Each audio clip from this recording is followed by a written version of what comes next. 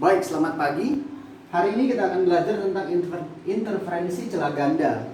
Ya, di mana interferensi itu sendiri adalah gabungan antara dua buah cahaya yang memiliki frekuensi yang sama, ya, atau gabungan antara dua buah sumber cahaya yang memiliki frekuensi yang sama. Nah, bagaimana cara memperoleh dua buah sumber cahaya yang memiliki frekuensi yang sama? Hal itu dimungkinkan jika kita melewatkan cahaya melalui sebuah kisi. Kita perhatikan. Di sini ada sebuah celah, kemudian sebuah celah lagi.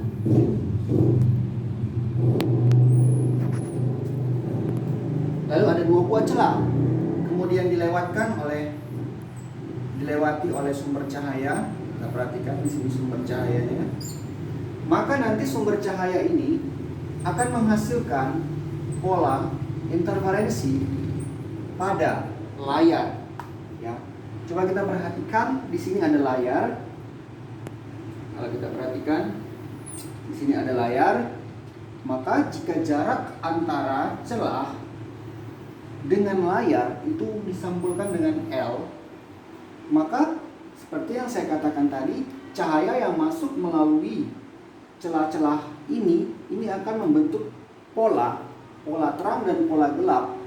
Sehingga kita bisa katakan bahwa nanti jika kita tarik garis tengah dari sini, misalnya garis mengdatar seperti ini, kemudian putus-putus, maka akan ada pola terang, yaitu terang pertama, atau kita katakan sebagai terang pusat, yaitu kita simbolkan dengan TP. Ini adalah terang pusat. Kemudian di sampingnya nanti akan ada gelap. Gelap ini kita sebut dengan gelap 1. Misalnya di arsir, ini gelap 1. Kemudian di sampingnya lagi ada, di bawahnya ada gelap, yaitu gelap 1. Jadi kalau ada satu gelap di bawah, maka ada satu gelap di atas. Kalau ada dua gelap di bawah, maka ada dua gelap di atas. Nah, di atas gelap 1 ini kita sebut dengan terang 1. Terang 1. Kemudian di bawahnya ada juga terang 1. Nah, kira-kira pola yang amati akan menjadi seperti ini. Sehingga jika kita menyebut panjang atau lebar celah, ini adalah D simbolnya. Kemudian untuk jarak antara terang 1 dengan terang pusat itu kita sebut dengan Y. Maka persamaan untuk menghitung, ya, atau untuk mengetahui kuantiti pada interferensi celah ganda itu adalah bermula dari sini. Kita perhatikan jika kita membentuk sebuah sudut, ya. Misalnya cahayanya tadi berasal dari kisi yang di bawah, kemudian menuju ke terang 1, ya. Kira-kira gambarnya seperti itu. Kemudian dari sini gambarkan lebih bagus lagi. Cahayanya datang dari kisi tadi, ya, kisi yang di bawah dengan kisi yang satu lagi, sehingga kira-kira menjadi seperti ini.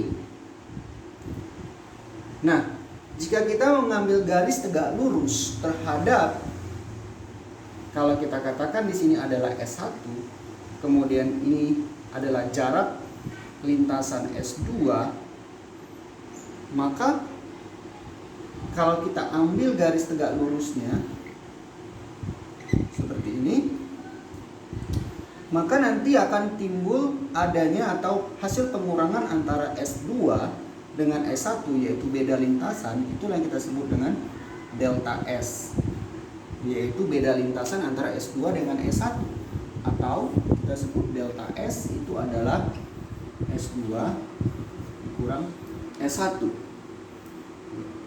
Dan kalau kita sebut di sini adalah theta, yaitu sebuah sudut yang dibentuk antara garis D dengan garis yang tegak lurus tadi terhadap S2, maka bisa kita katakan di sini bahwa sinus sudut theta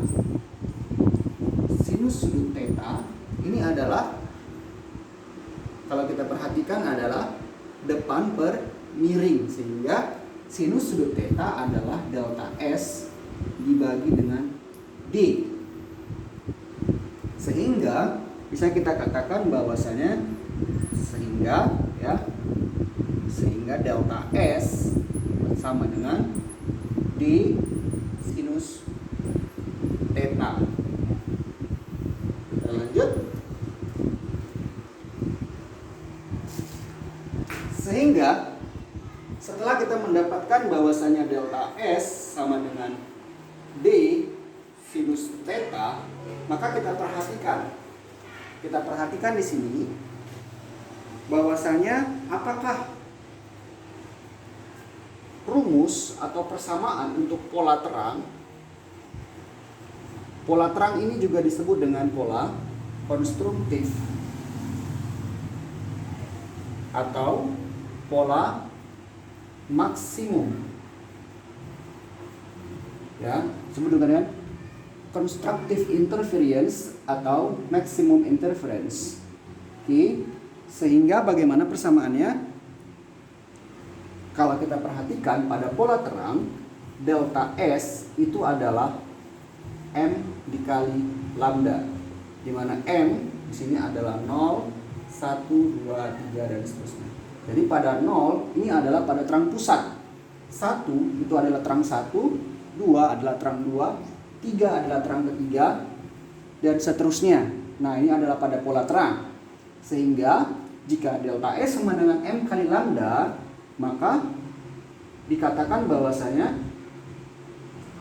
D sinus theta itu sama dengan M dikali lambda. Oke, jadi D sinus theta sama dengan M dikali lambda.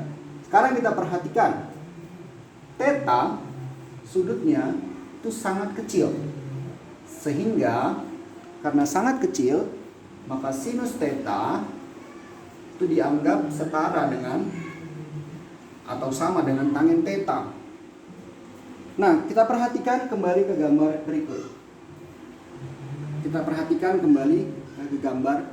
berikut. Jika gambarnya demikian, maka jika kita tarik garis dari titik ini seperti ini, maka kita mendapatkan sebuah sudut theta, di mana sudut theta yang ini adalah sama dengan sudut theta yang di sini. Maka untuk menghasilkan tangen theta adalah depan per alas atau Y dibagi dengan L.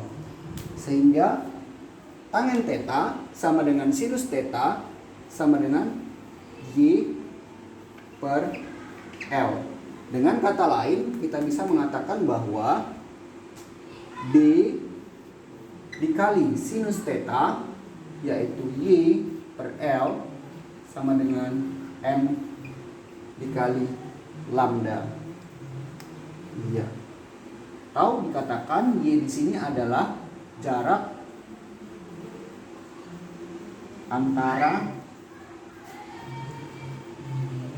terang pusat ke terang ke M, ya, tergantung apakah M-nya 1, 0, 2 dan seterusnya. L di sini adalah jarak celah ke layar, jarak mendatar, ya. Nah, apalagi D di sini adalah jarak antar celah. Baik, kita lanjutkan. Nah, bagaimana persamaan untuk pola gelap?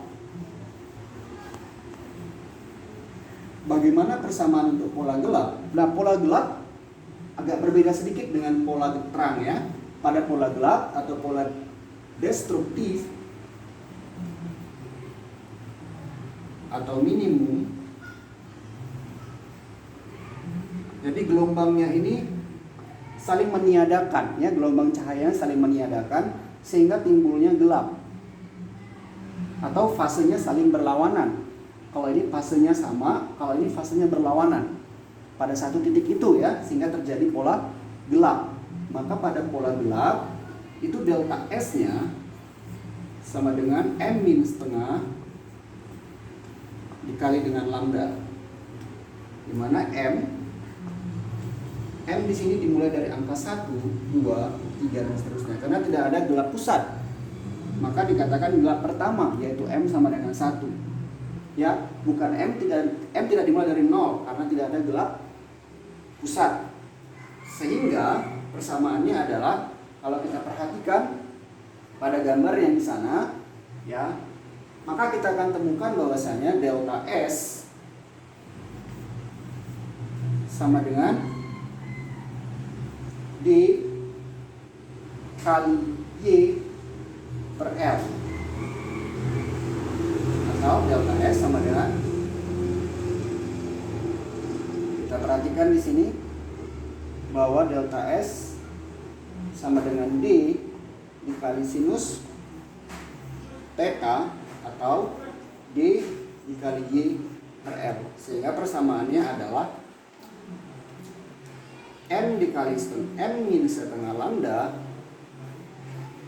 sama dengan D dikali Y per L. Jadi perbedaannya adalah terletak pada,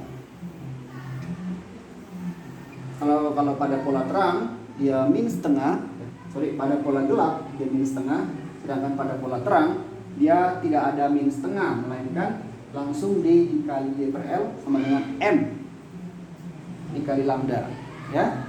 Jadi tidak ada min setengahnya. Oke. Demikian untuk interferensi celah ganda. Semoga video ini bermanfaat untuk anak-anak sekolah khususnya. Sampai ketemu lagi di video selanjutnya. Terima kasih.